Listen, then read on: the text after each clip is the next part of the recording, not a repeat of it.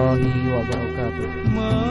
Encik-encik, puan-puan dan tuan-tuan, yang kecil tidak disebutkan namanya, yang besar tidak dihimbau gelarnya, yang raja dengan daulatnya, yang datuk dengan kuasanya, yang penghulu dengan hulunya, yang alim dengan kebuahnya, yang hulu balang buat kuasanya, yang cerdik dengan pandainya, yang tua dengan tuahnya, yang muda dengan kakaknya.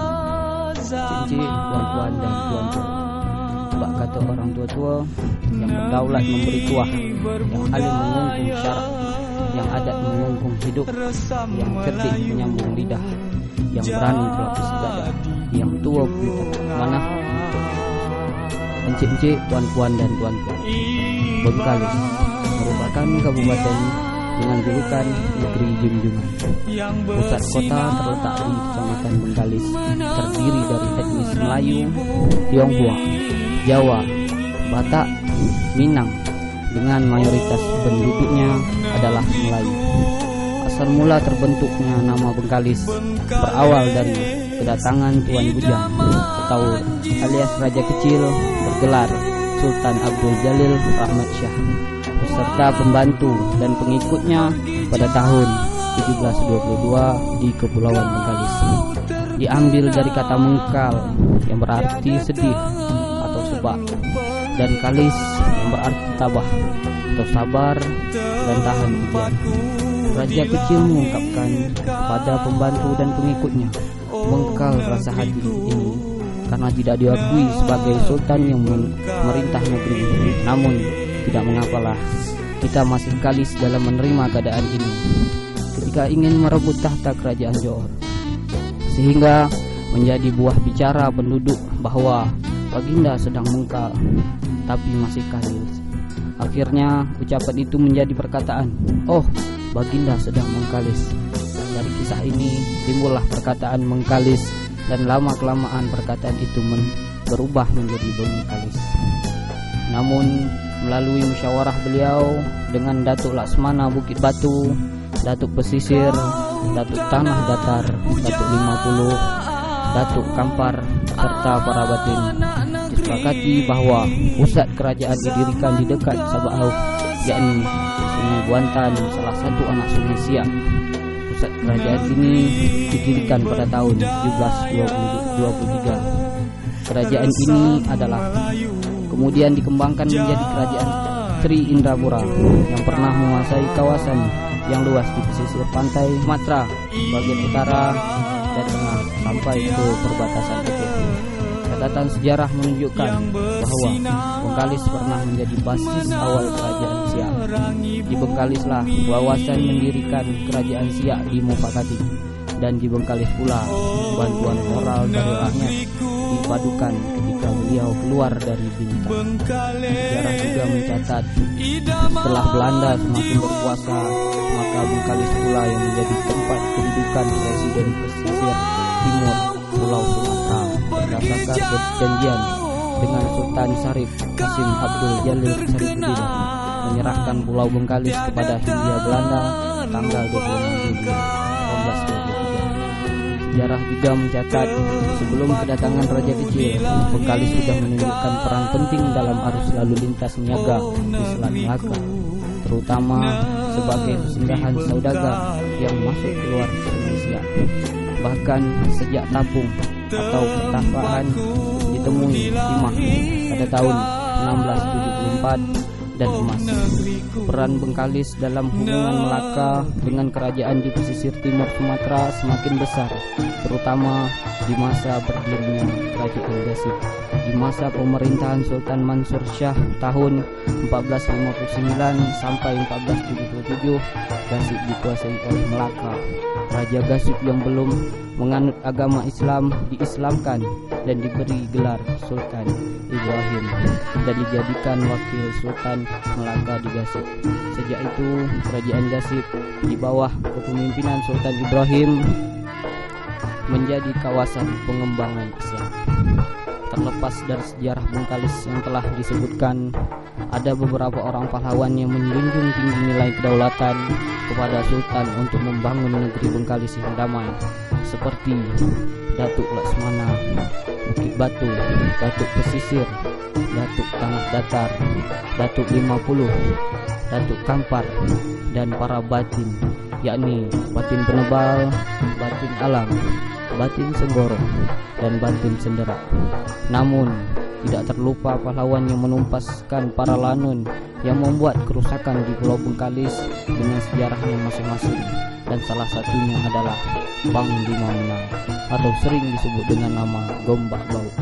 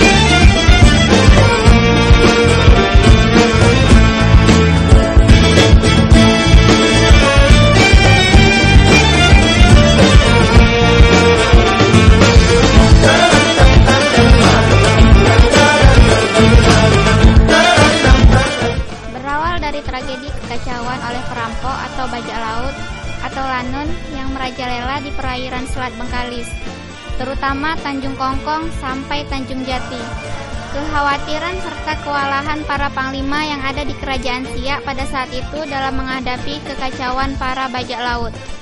Sultan Siak Jalilah Rahmat Shah mengeluarkan pengumuman pada masyarakat bahwa barang siapa yang dapat menumpas para lanun atau perompak yang berleluasa di perairan Selat Bengkalis, Sultan berjanji akan melantiknya menjadi panglima kerajaan. Ampun tuanku, Patik melihat ada kerisauan di wajah tuanku. Beta khawatir dengan kondisi rakyat Bengkalis saat ini, yang sering resah dengan ulah para lanun yang datang mengganggu dan meresahkan rakyat. Lantas, apa yang harus kita perbuat tuanku? Baiklah, segera beritakan kepada seluruh rakyat Bengkalis, barang siapa yang bisa menumpaskan para lanun, maka beta berjanji akan melantiknya menjadi panglima kerajaan. Baik tuanku, titah tuanku Patik laksanakan.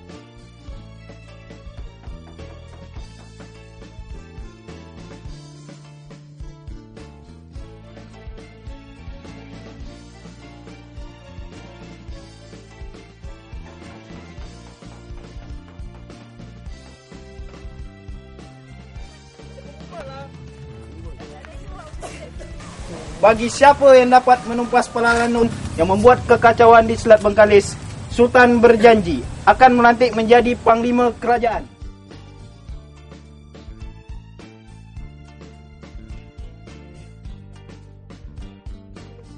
Baiklah, saya akan menemui Sultan untuk menyanggupi perintahnya.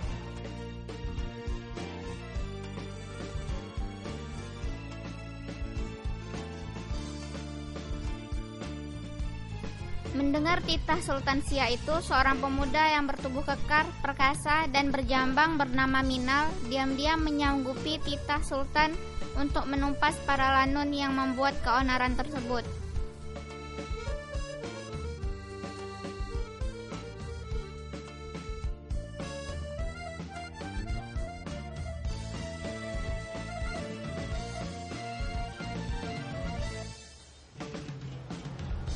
Hamba datang untuk menemui Baginda Sultan untuk menyanggupi titahnya. Baiklah, mari Patik antarkan.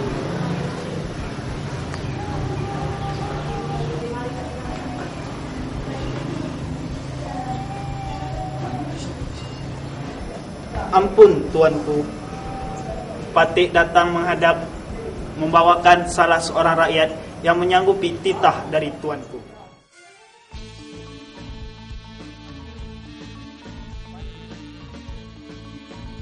Ampun tuanku, beribu-ribu ampun.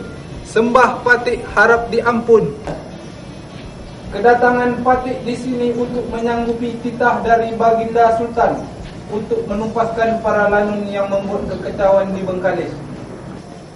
Baiklah, jikalau engkau menyanggupi titah beta, hanya satu pesan beta kepada engkau. Berhati-hatilah ketika menghadap para lanun tersebut. Baiklah Baginda Sultan, Patik laksanakan.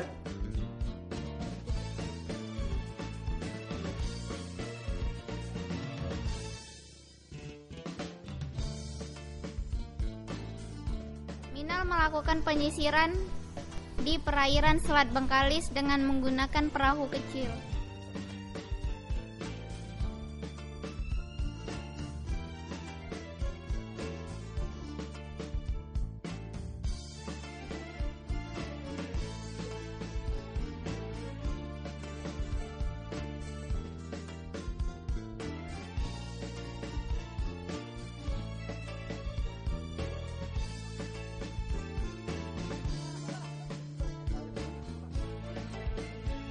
Di suatu wilayah, Minal bertemu dengan Tongkang si bajak laut. Disitulah Minal bermula memperkenalkan taringnya sebagai Wira. Wahai para lanun, saya akan menumpas kalian semua. Ketua, ada yang datang. Membuat para lanun menjadi kecut menghadapi Minal yang tidak meminta perkelahian, melainkan Sungguh beraninya kau menantang kami para lanun tanpa membawa senjata apapun. Sebelumnya, saya datang kemari bukan untuk kelahi dengan kalian semua. Beri saya 5 batang paku. Apabila para si bajak laut itu mendengar permintaan Minal, mereka segera memenuhi permintaannya. Nih, lihat. Lalu melahap habis paku tersebut, kemudian Minal meludahkan air liurnya ke hadapan para lanun itu. Mereka tak berkutik ketakutan dan menyerah kepada Minal dan berjanji tidak akan membuat keonaran di Selat Bengkalis.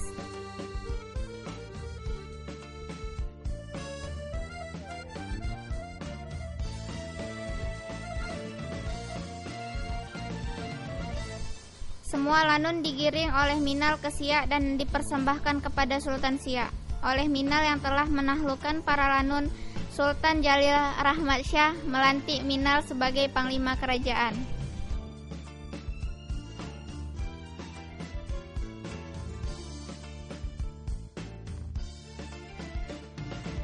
Ampun tuanku beribu-ribu ampun, sembah Patik harap diampun. Patik telah berhasil menumpaskan para lanun, dan inilah para lanunnya yang membuat kekacauan di Bengkalis. Benarkah begitu? Beta sangat berbangga sekali dengan engkau. Siapakah nama engkau? Patik Minal tuanku. Baiklah Minal, karena engkau telah berhasil melaksanakan tugas sesuai dengan janji beta, maka beta akan melantik engkau menjadi panglima. Marilah kau Minal.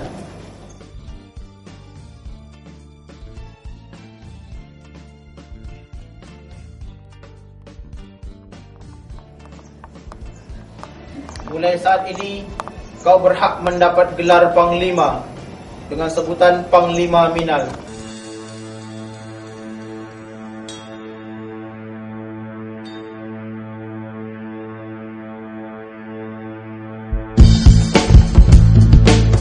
Selain menghadapi dan menaklukkan para lanun, Panglima Minal juga diuji menghadapi para panglima kerajaan terdahulu.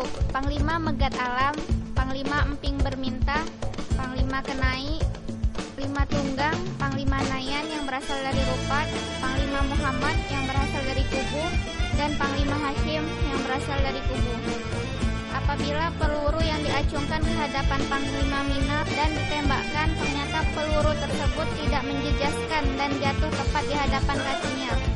Dari kejadian itu, Sultan benar-benar takjub dan yakin akan kehandalan Panglima Minal.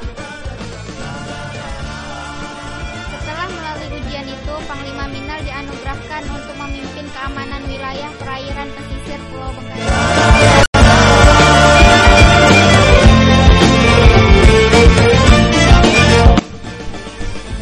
Sejarah mencatat bahwa salah satu peninggalan dari keberadaan Panglima Minal adalah berdirinya Masjid Kuning di Senggoro pada tahun 1817.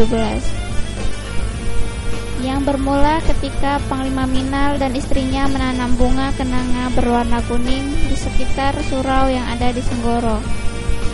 Dan saat pada bulan Ramadan, anak Panglima Minal bertadarus di surau tersebut. Dan dari kejauhan tercium bau harum semerbak yang berasal dari bunga kenanga tersebut. Kemudian itu sang anak menceritakan kepada ayahnya, yakni Panglima Minal. Setelah mendengar penuturan sang anak, Panglima Minal memberi amanah kepada masyarakat bahwa jika ingin mendirikan sebuah masjid, maka berikanlah nama masjid tersebut dengan nama Masjid Kuning.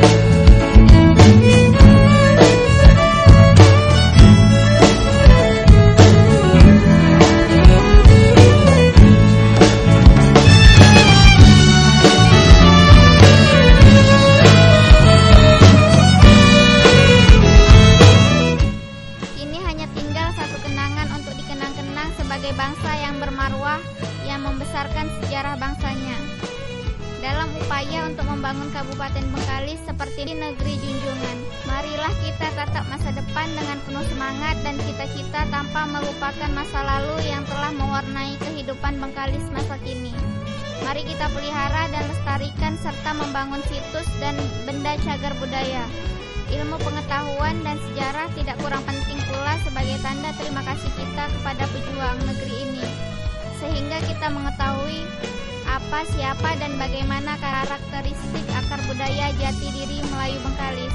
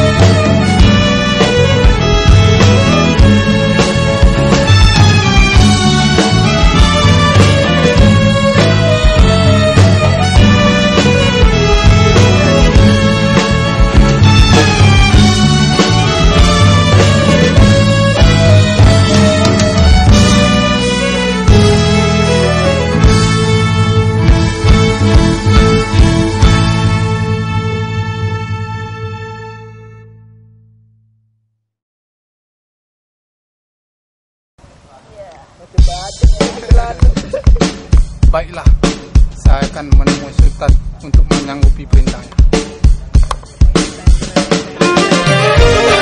Ada yang datang.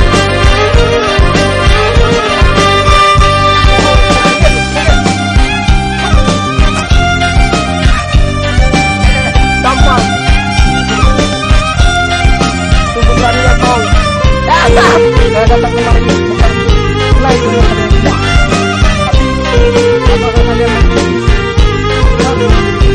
di sini saya tidak untuk melahirkan kalian semua.